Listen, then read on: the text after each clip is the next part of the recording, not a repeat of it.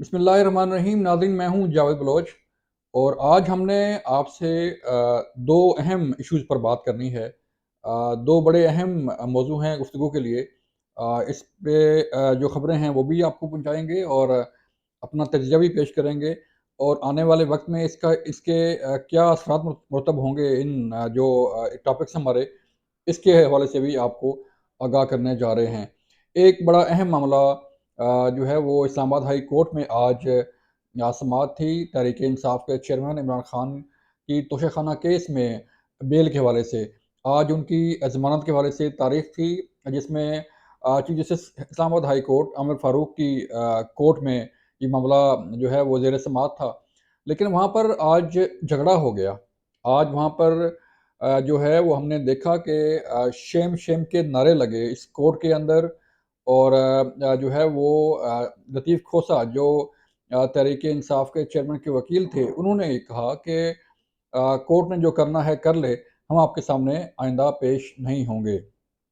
इस मामले पर आपको आगाह करेंगे, इसकी तफ़सील आपके सामने रखेंगे। दूसरा बड़ा अहम मामला ये है कि जो आला सरकारी ओहदेदार हैं हुकूमत पाकिस्तान के, उनके फ़ोन हैक होना शुरू हो गए हैं और फ़ोन हैक करने की कोशिश जो है वो की गई है, अटेम्प्ट की गई है, लेकिन जो हमारी इंटेलिजेंस इदारे हैं,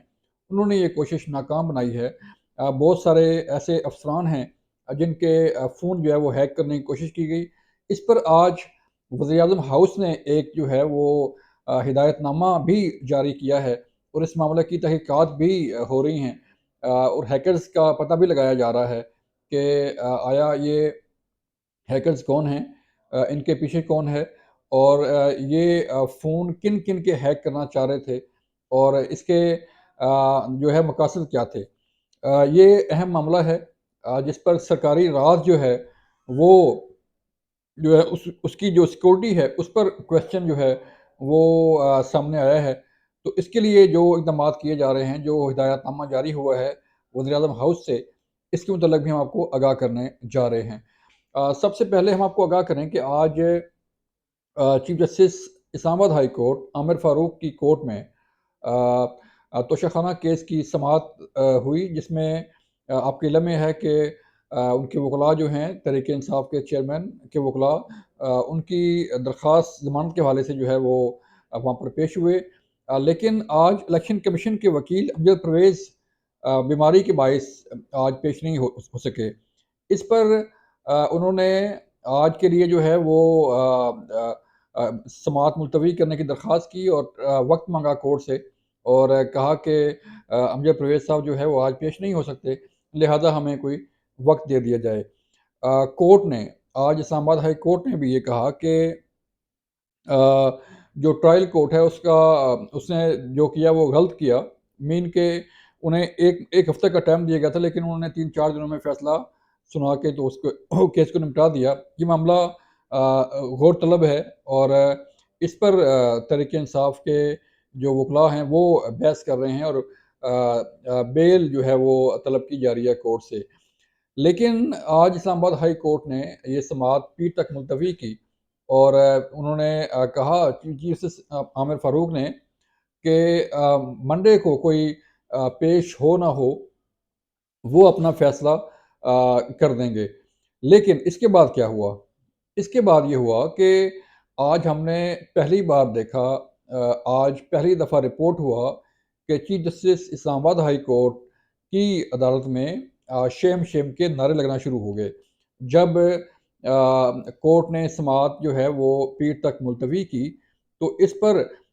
जो तहरीक इंसाफ के चेयरमैन इमरान खान के वकील थे,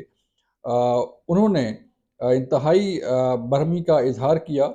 और अदालत से कहा, रोस्टम से हट गए और कहा कि मैं आइंदा पेश नहीं होऊँगा, जो कोर्ट ने करना है वो कर ले। एक तरह की धमकी थी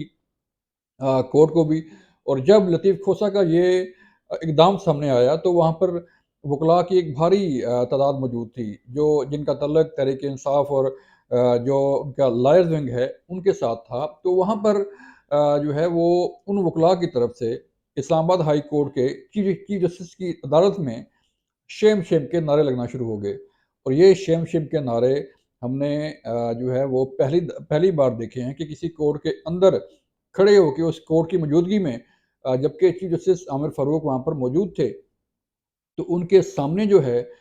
شیم شیم کے نعرے لگنا شروع ہو گئے۔ تو یہ ایک بڑی الارمنگ صورتحال بنی، لیکن عدالت نے جو ہے وہ تحمل کا مظاہرہ کیا اور اپنی سماعت جو ہے وہ پیر تک ملتوی کر دی، جس کے بعد کورٹ برخاست ہو گئی۔ لیکن اس کے بعد ایک اور اہم واقعہ بھی پیش آیا کہ یوں ہی لطیف کھوسہ وہاں سے نکلے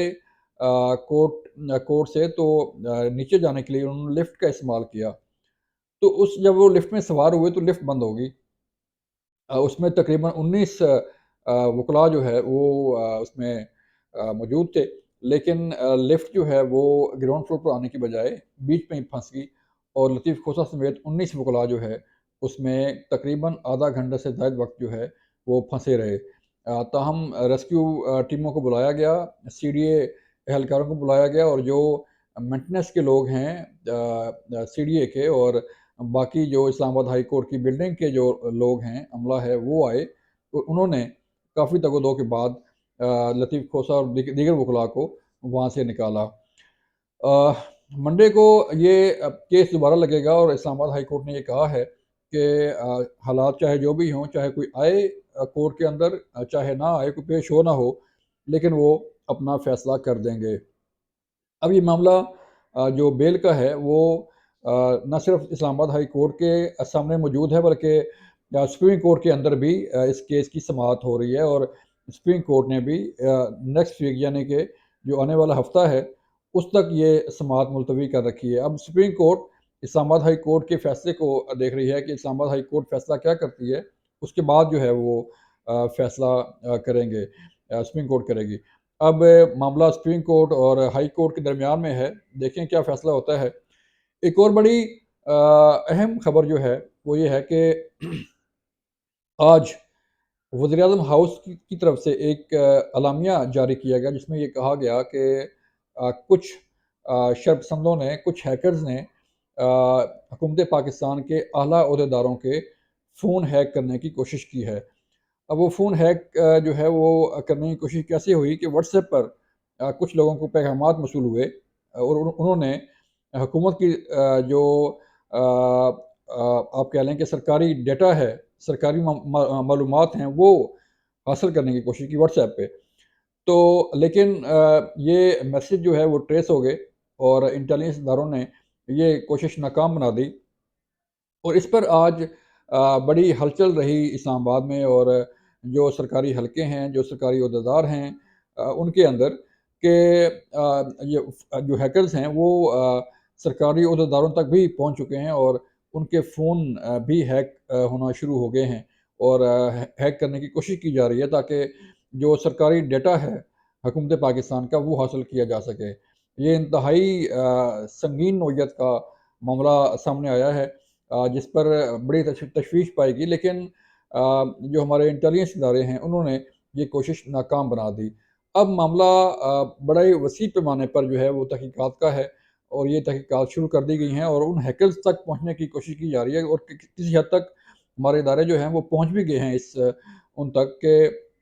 جنہوں نے یہ کوشش کی اور فون ہیک کر کے یہ ڈیٹا حاصل کرنے کی کوشش کی گئی۔ نیچرلی اس کے پیچھے کہیں کوئی انٹرنیشنل قوت بھی ہو سکتی ہے، اور ظاہری بات ہے ہمارا دشمن ملک بھارت جو ہے اس کی انٹیلیجنس ایجنسی را جو ہے یہ بھی کام کر سکتی ہے، اور باقی جو ہمارے پاکستان کے دشمن ممالک ہیں، جو ملک دشمن عناصر ہیں، وہ بھی اس میں ملوث ہو سکتے ہیں، لیکن یہ تحقیقات میں سامنے آئے گا کہ کون کون اس میں ملوث ہے، اور ان کے کیا مقاصد تھے۔ لیکن جو قابل اطمینان بات یہ ہے کہ یہ کوشش ناکام بنا دی گئی ہے، اور وزیراعظم ہاؤس سے آج اسلام آباد میں ایک اعلامیہ بھی جاری کیا گیا، جس میں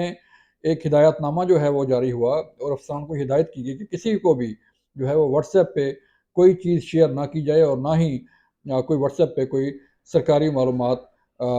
دی جائیں۔ اس پر جو ہے وہ یہ ہدایت نامہ باقی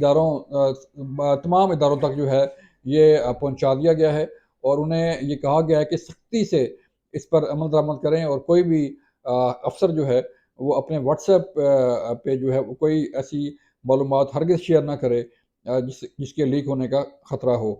آپ کے علم میں ہے کہ ہیکر جو ہے وہ مختلف طریقوں سے کارروائی کرتے ہیں، اور جو ہے وہ کئی ایسے لوگ ہیں جو اس اسکیم کا شکار ہوئے اور ان کے فون ہیک ہوئے اور ان کی پرسنل معلومات جو ہیں وہ پبلک کی گئیں، چاہے وہ ویڈیو کی شکل میں ہوں، چاہے آڈیو کی شکل میں ہوں، یا چاہے تصاویر ہوں۔ تو اس لیے پبلک کو بھی یہ چاہیے، آپ لوگوں کو بھی یہ چاہیے، سب کو یہ چاہیے کہ اپنے فون کا جو ہے وہ خاص خیال رکھیں، اور اسے کسی دوسرے غیر متعلقہ شخص تک جو ہے اس کی رسائی جو ہے وہ ممکن نہ بنائیں۔ اپنے فون کو اپنے جو ہماری بات ہوئی مختلف ماہرین سے، ان کا یہ کہنا ہے کہ آپ کا فون جتنا آپ کے پاس ہوگا اتنا ہی محفوظ رہے گا۔ آپ جب اپنے فون کو کسی دوسرے کے ہاتھوں میں دیتے ہیں تو ہو سکتا ہے وہی شخص ہیکر ہو، جس کے ہاتھ میں آپ کا فون ہے، تو وہ ود ان نو ٹائم جو ہے وہ آپ کا فون ہیک کر سکتا ہے۔ لہذا اپنے فون کو اپنے پاس رکھیے، اسے محفوظ رکھیے، اور اسے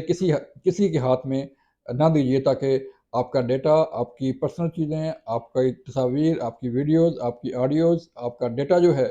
وہ محفوظ رہے۔ یہ تھیں آج کی تازہ ترین خبریں اور تجزیہ۔ اپنا خیال رکھیے گا۔ اللہ حافظ۔